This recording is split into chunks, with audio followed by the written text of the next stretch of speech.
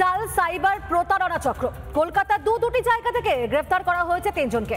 অন্যের পরিচয়পত্র হাতিয়ে সিম কার্ড বিক্রি করা হচ্ছে প্রতারকদের কাছে। তদন্তে উঠে এলো ঠিক এরকমই চাঞ্চল্যকর তথ্য। তাহলে কি সিম কার্ড পৌঁছচ্ছে কট্টরপন্থীদের কাছে? তদন্তে কলকাতা পুলিশ।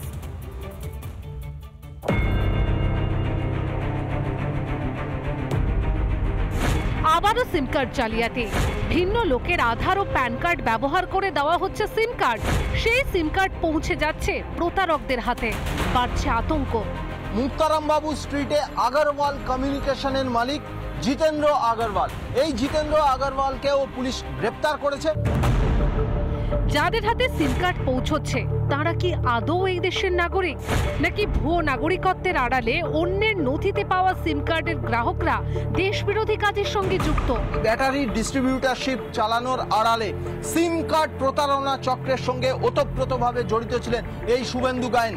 এই শুভেন্দু গায়েনের এই তিলজলা কুষ্টিয়া রোডের এই যে দোকান, সেই দোকান থেকে একাধিক সিম কার্ড, প্রায় 800-র মতো সিম কার্ড বাতিল করা হয়েছে, বাজেয়াপ্ত করেছে কলকাতা পুলিশ। আমরা তো এটাকে ভাড়ায় দিয়েছিলাম, তো ওই জন্য 1 বছর হবে, ওই বিকেলের দিকে। না এই ফ্ল্যাটটা। আচ্ছা, ওই ফ্ল্যাটটা। হ্যাঁ।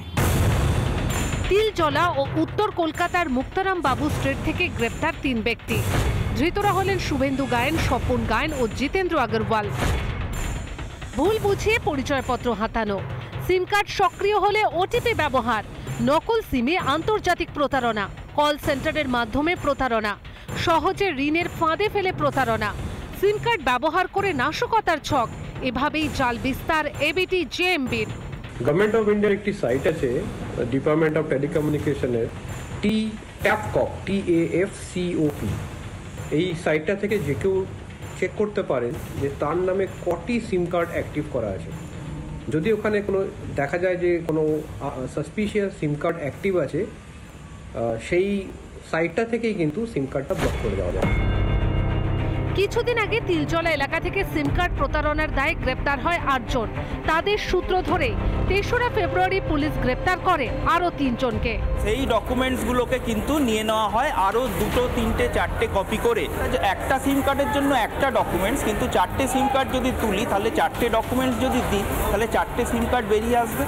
এইভাবে কিন্তু সিম কার্ডগুলোকে জালিয়াতি করা হয়, ফরজারি করা হয়। এই যারা সিম কার্ডের কারবার করে, বিভিন্ন টেলিফোন অথরিটি আছে, তাদের মাঝে মাঝে কোঅর্ডিনেশন মিটিংও হয়। অতএব প্রশাসনের উচিত ছিল যাতে এটা নাই করতে পারে, এবং যখন করেছে তখন তাদের বিরুদ্ধে প্রমাণ জোগাড় করে তাদের কঠিন সাজার ব্যবস্থা করে।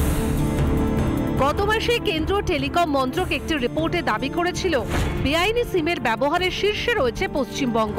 গত 5 বছরে বাংলায় এই ধরনের 13,59,934টি সিম কার্ড বাতিল করা হয়েছে। মন্ত্রকের দাবি, পশ্চিমবঙ্গে 4,05,307 জনের নামে 9টি করে সিম কার্ড রয়েছে। এই ধরনের সিমগুলি ব্যবহার করে প্রতারণা করা হচ্ছে বলে মনে করছে মন্ত্রক। সৈকত পালের রিপোর্ট, রিপাবলিক বাংলা।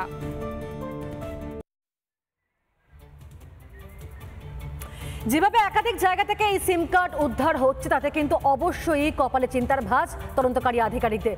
বিশেষ করে শহর কলকাতা, সেটাও কিন্তু একেবারে নিরাপদ নয়, তা কিন্তু বারবার প্রকাশিত হচ্ছে, বারবার সে তথ্য সামনে আসছে। কারণ শহর কলকাতার দুটি জায়গা থেকে সেখানে 3 জনকে গ্রেফতার করা হলো।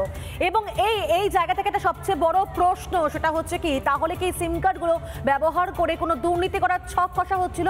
কেনই বা এক ব্যক্তির নামে এতগুলো সিম কার্ড? এবং সেখানে যদি এতগুলো সিম কার্ডের কথা হয়েও থাকে, সেখানে আলাদা ডকুমেন্টসে কিন্তু অবশ্যই ব্যবহার করা হওয়া উচিত। ঠিক এই জায়গা থেকে এই খবরে তো অবশ্যই নজর থাকবে আমাদের। কিন্তু নানা ধরনের কন্টেন্ট দেখার জন্য লাইক করুন, শেয়ার করুন আমাদের ফেসবুক পেজ, সাবস্ক্রাইব করুন আমাদের ইউটিউব চ্যানেল। পাশাপাশি অন্যান্য ব্রেকিং নিউজের জন্য অবশ্যই চোখ রাখুন রিপাবলিক বাংলায়।